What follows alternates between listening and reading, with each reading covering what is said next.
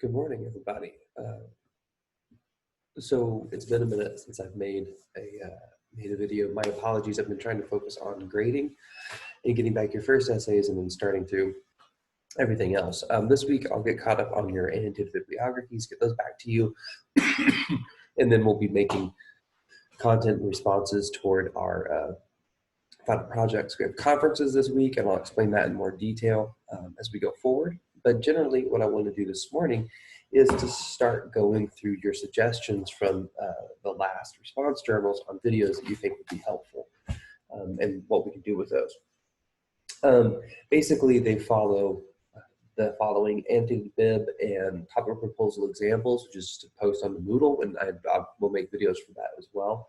Example for arguments with Max Ritvo's book. So that's a great suggestion. I'll work on that today. A poetry workshop for the creative writing component, and then the close reading of Max Ritvo. Those were pretty much the ones that were most common. So I'm going to start this morning. I'm going to look at a Max Ritvo poem with you. I'm going to see if I can't give it some sort of dimensions that you can work with.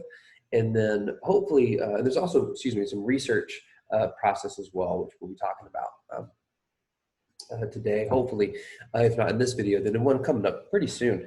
So I'm just going to jump right in. And all of your questions make perfect sense. And one thing I want to stress about the annotated bibs is that as I'm working on these, it occurs to me that, I really didn't have a chance to teach you much about them other than just sort of explain what they were. So I'm going to be lenient in all of this. I'm going to be looking to make sure you had some ideas that were interesting. And then, I'll go from there with everything else. But yeah, so that's that. Sorry, I just woke up. So the Max Ritvo book, I'm going to jump right in here. Max Ritvo, I imagine some of you have already given up on reading Max Ritvo. Maybe you haven't, but I think Ritvo asks us a different kind of thing than in other types of writing specifically.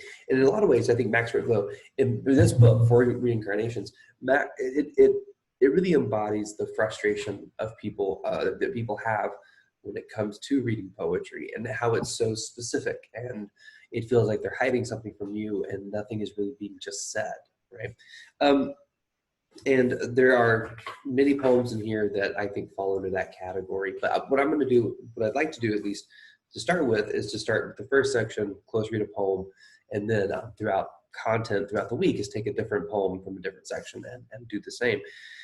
But I think what you'll discover is that the process of close reading them will pretty much all stay the same, one way or the other. So I'm going to look at Living It Up. And this is on page 1. It's the opening poem. I figured none of y'all are going to write about this one. Or if you are going to write about it, then you can take a different tack than I do. It's completely fine. So I'm going to do like I have been. I'm going to read the poem. It's just a page. And then we'll go through it a little bit. Living It Up. The bed is on fire. And are you laughing? You leave the bed and leave me without thought. The springs want to embrace each other, but they're afraid if they break their spiral, they will never be able to hold anyone. I wish you would let me know how difficult it is to love me. Then I would know you love me beneath all that difficulty. You're attending not only to me, you tell me, but to your other child, the air. And air puts his feet in my slippers, and air scrubs his teeth on my brush. We must learn to share a bed, we must learn to share a body. The money is running out. We will have to split one needle this winter. One end for me, one end for air.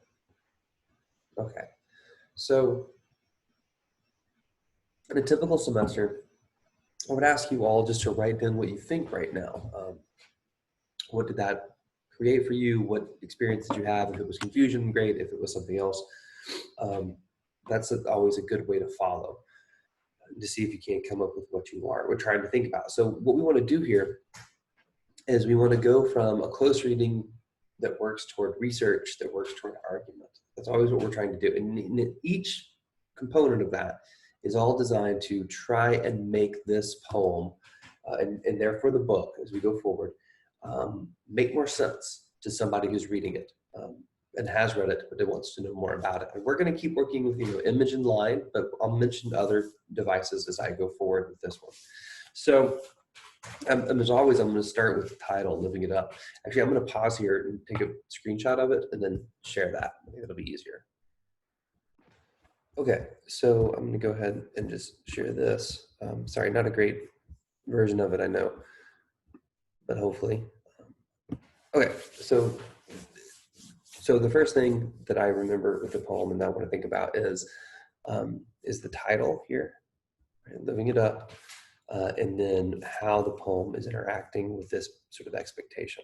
And then I can extrapolate later into the book itself. But if I have Living It Up as a title, this is a phrase that, it's slang. I would say it's common knowledge to live life up, to be completely in the moment. YOLO, sorry.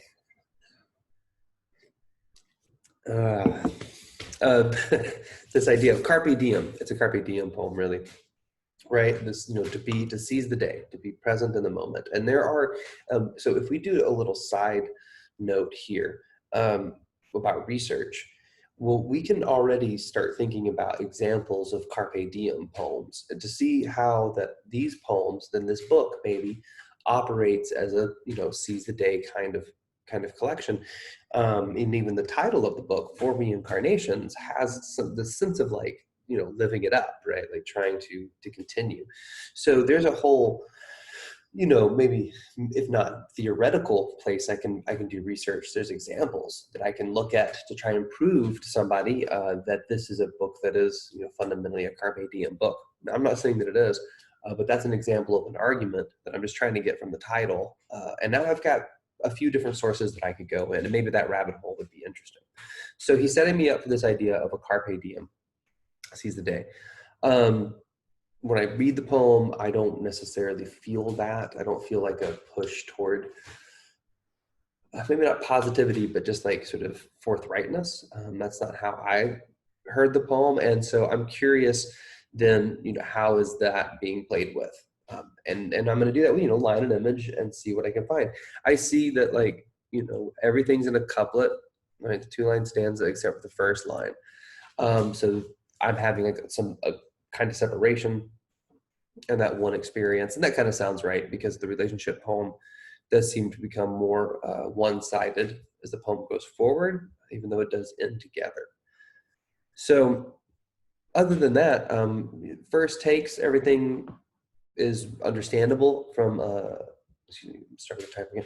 It's understandable from just a literal standpoint. There's nothing in there that I don't get if you would just ask me what that word means. So it's all about finding how he's using language and imagery that in no way is complicated in and of itself, but at the same time, put together creates a landscape that we don't necessarily know how to navigate. And it reminds me of like a very tamed down surrealist painting, like a Dali or something. And that's really the only surrealist painter I know. So I could research that right over here, because that's just an idea that I have. You may have a different idea. You may be an environmental studies major and read this and feel some kind of connection to, I don't know, carbon footprints. And you can, maybe that makes sense to you. And so you can go into that direction. That's your research. Studies goes over here and carpe diem goes over there. So, it doesn't matter. One way or the other, it does matter, but the idea is how do we get started with research and create an argument? Well, we just have to do that trusting our instincts a little bit. So he's kind of complicated, though he isn't using complicated language. He's saying carpe diem, but it doesn't really feel like a carpe diem. And I'm going to see how it is that the poem can open these things up to me. So already, and I'll add just a couple of things here at the very end about this.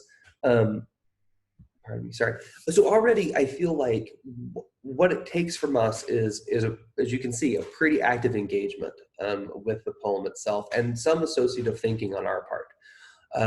But none of this I feel like is completely outrageous in terms of trying to see how a collection operates and how we can close read it. So we really haven't been the close reading yet, but we sort of have. We've made some associative leaps and thought about how some research can develop from there. The other major thing you want to do and get in the habit of, especially if two different reasons here, maybe more.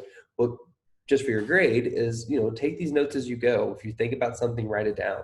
Write it in the book, write it off to the side. It's way easier to remember that later when you have to go actually do the research and do the writing. That's really helpful. And then secondly, I think the active engagements, as I've said before, it's just a good way to spend your time with literature, with anything that you're reading, is to try to understand it in its full capacity. So I'm going to stop the video here, and then in the next one, I'm going to go a little bit more into the poem and see what we can find out, and maybe not do the whole thing, but get enough sense of it that you can get a better grasp on the work, and then maybe take the same idea and sort of explain it and extrapolate that to other poems inside of the book. And I'll, all right, cool. Sorry.